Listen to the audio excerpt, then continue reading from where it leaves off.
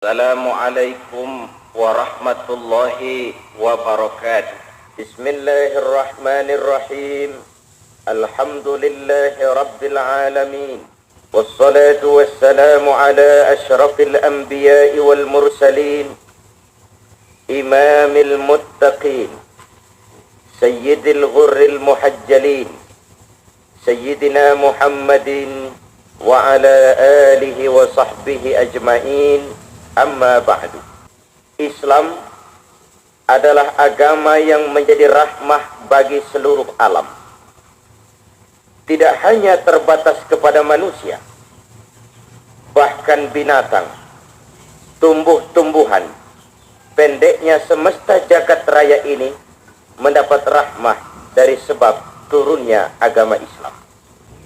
Syariat yang dibawanya bersikap sangat lentur dan bijaksana, berbeda dengan syariat yang dibawa oleh rasul-rasul terdahulu, yang biasanya merupakan syariat yang saklek dan pas-pasan. Kita baca dari sejarah misalnya, ketika umat melakukan penolakan terhadap syariat yang dibawa oleh Nabi Musa, mereka ditenggelamkan di Lautan Merah, sebagian dikutuk menjadi monyet-monyet yang hina.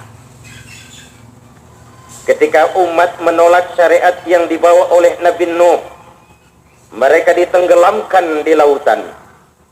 Ada yang ditelan gempa bumi, ada yang disambar petir, ada yang ditiup angin puting beliung. Tidak demikian dengan watak syariat Islam ini.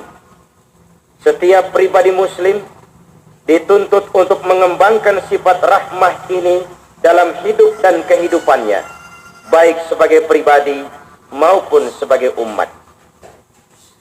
Dalam satu contoh yang sangat indah, Rasulullah Shallallahu Alaihi Wasallam pernah memberikan ibarat.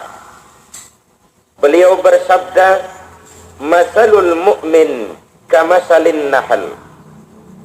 Perumpamaan mentalitas seorang muslim adalah ibarat lebah.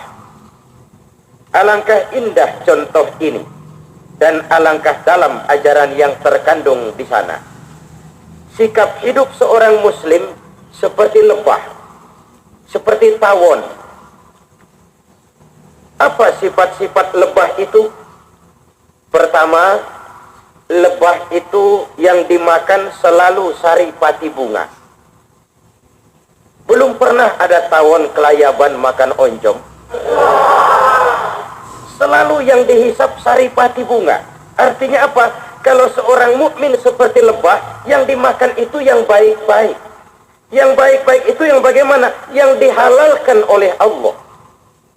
Sebab gerak hidup seseorang sangat ditentukan oleh gerak fikirnya. Gerak fikirnya digerakkan oleh energi dari hasil makanan yang dia makan. Kalau yang dimakan selalu makanan-makanan yang haram, melahirkan energi dalam tubuhnya, menggerakkan sel-sel pembuluh sarafnya, maka dia akan cenderung berpikir kepada yang haram. Kalau sudah cenderung berpikir kepada yang haram, perbuatannya pun akan mengarah kepada perbuatan-perbuatan yang haram juga. Jadi kalau agama memerintahkan kita cari makanan halal, minum minuman halal, karena itu akan melahirkan gerak fikir yang akan mewarnai gerak kehidupan kita. Dan yang gampang aja dah, nggak ada maling mikirin pengajian. Paling yang dipikirin ntar malam jendela siapa lagi nih, ntar malam barang siapa lagi nih. Oleh karena yang dimakan selalu makanan haram, menggerakkan sel-sel pembuluh saraf, ia cenderung berpikir yang haram. Perbuatannya pun selalu merupakan perbuatan yang haram. Seorang mukmin seperti lebah yang dihisap selalu saripati bunga. Belum pernah lebah mau makan yang lain, yang dimakan yang baik-baik, yang halal-halal. Orang sekarang kan sering ngeluh, bagaimana mau makan yang halal, yang haram aja susah katanya. Ini gara-gara nyolong ketangkep melulu, sedih, boro-boro dapat yang halal, yang haram saja susah katanya.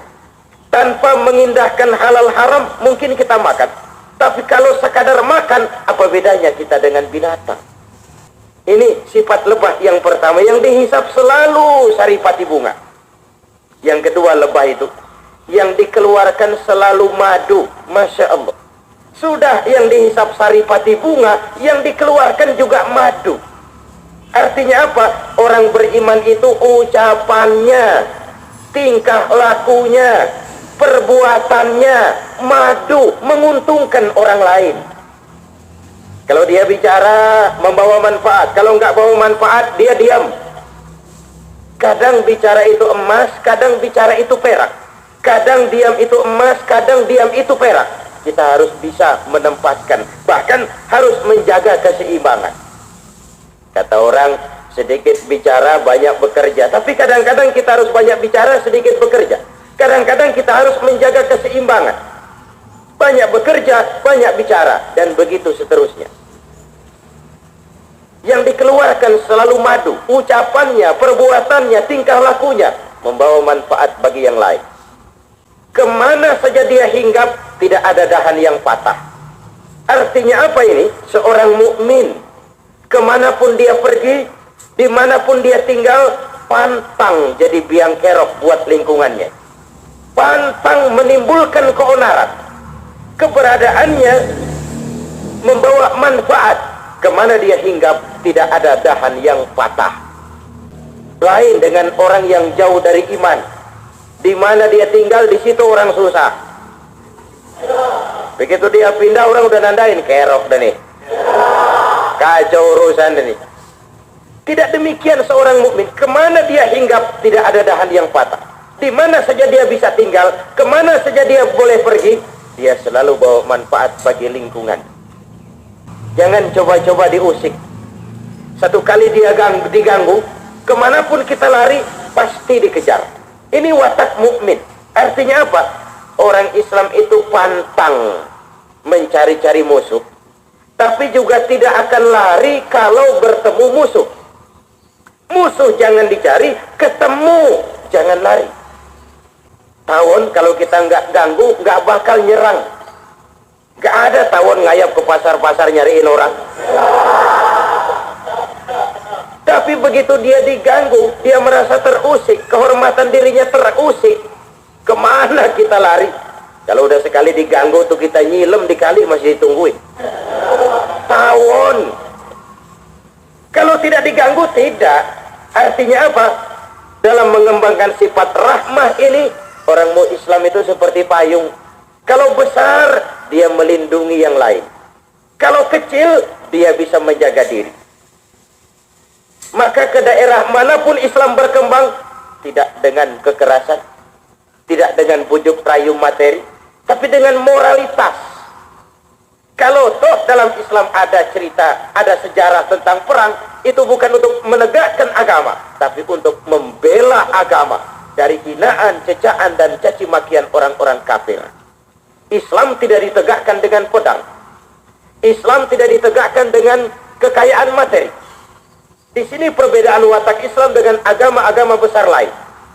Agama Buddha punya Raja Asoka. Agama Majusi punya Raja Cyrus. Agama Kristen bahkan punya Raja Konstantin. Mereka raja-raja besar dan berkuasa yang membantu perkembangan agama yang dianutnya dengan segala daya dan dana, dengan segala kekuatan dan kekuasaan.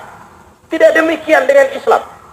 Ia dikembangkan bukan oleh raja, tidak pula orang kaya, tapi oleh seorang anak manusia yang sejak kecil sudah yatim piatu, ditempa oleh berbagai kesulitan, namun dengan moral yang tinggi. Islam lalu berkembang menembus dinding Jazirah Arabia, mewarnai hampir 2/3 belahan bumi, dan menjadi mercusuar di timur dengan Baghdadnya, di barat dengan Sevilla, Granada, dan Cordobanya, menjadi mercusuar di lapangan ilmu dan peradaban. Inilah watak rahmah. Tugas kita adalah mencari nilai tambah dari kehidupan ini untuk mengembangkan sifat-sifat rahmah tadi. Saya ingin menyampaikan satu hadis saja, di mana Rasulullah Shallallahu Alaihi Wasallam memberikan tuntunan kepada kita agar bisa mencari nilai tambah di dalam kehidupan kita. Beliau bersabda, silman qata'ak wa a'ti man haramak wa'fu amman zalamak. Bersilaturahmilah kamu kepada orang yang marah denganmu, berikan orang yang bakhil kepadamu, dan yang ketiga, maafkan orang yang berlaku zalim kepada dirimu. Alangkah mudah mengucap dan mengingatnya, tetapi sangat berat untuk melaksanakannya. Tetapi disinilah kalau kita mau mencari nilai tambah. Yang pertama, silman qata'ak. Bersilaturahmilah kamu kepada orang yang marah denganmu. Masya Allah, ini bukan pekerjaan ringan. Orang marah kita bersilaturahmi, orang jengkel kita baikin. Kalau orang baik kita baik lagi, itu sih draw saja. Memang harusnya begitu. Tapi orang marah kita silaturahmi, di sini nilai tambah. Di zaman kita sekarang ini banyak orang bisa memberi contoh, tapi sedikit orang yang bisa menjadi contoh. Kita lalu sering mengalami krisis figur. Karena memberi contoh jauh lebih mudah daripada menjadi contoh. Memberi contoh bahkan kadang-kadang sering tidak bertanggung jawab. Kasarnya mah kalau sekedar ngasih contoh, bocah angon juga bisa. Ngasih contoh, nih begini nih, habis itu dia tinggal pulang. Tapi menjadi contoh, subhanallah. Menjadi contoh itu menyangkut totalitas kehidupan. Oleh sebab itu Rasulullah disebut uswatun hasanah. Contoh, menjadi contoh yang baik. Beliau bukan memberikan contoh, tapi beliau menjadi contoh. Termasuk dalam hal bersilaturahmi ini. Sebagai asraful anbiya wal mursalin, sebagai nabi dan rasul termulia yang diturunkan Allah ke alam ini, beliau tetap muncul dan tampil sebagai manusia. Karena beliau diajarkan oleh Quran, qul innama ana basyarum mislukum. Katakan kepada mereka Muhammad, hai saudara-saudara, aku ini manusia juga seperti kamu. Ini strategi yang disebut ngewongke uwong, ngono loh. Menganggap orang itu sebagai orang. Aku ini ya kayak kamu, kamu ini ya kayak aku. Beliau tidak menggurui, beliau tampil dalam sosok manusia yang utuh. Beliau menjadi contoh dan bukan sekadar memberi contoh. Kita tahu dari sejarah, pada awal dakwah beliau itu yang sangat memusuhi justru orang-orang dekat, masih kerabat. Abu Jahal itu kan paman, Abu Lahab itu kan paman. Kita ini berjuang, kalau ditentang orang lain yang tidak ada hubungan keluarga, masih agak luas rasanya dada. Tapi kalau ditentang oleh keluarga sendiri, pamannya, orang-orang yang dekat dengannya. Terima kasih atas segala perhatian. Mohon maaf atas segala kekurangan. Usikum wa iyaya bitaqwallah. Wassalamualaikum warahmatullahi wabarakatuh.